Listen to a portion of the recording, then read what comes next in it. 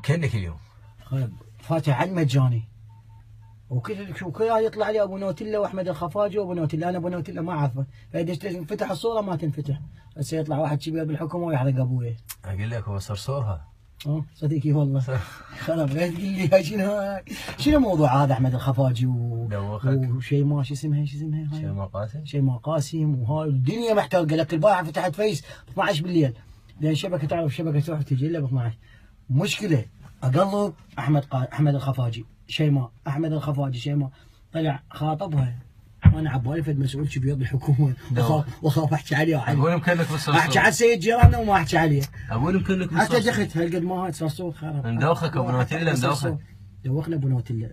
المهم العراقيين الندايه خلي تانيين ابو نوتيلا عاد من نرجع من الواجب. خل نكمل الايمن. الا ارقص ما صاير بعرسه، بس هو لا تتزوج تانيني على مود نتزوج انا وياك سوا. ترمي بالاشياء. خرب حظي.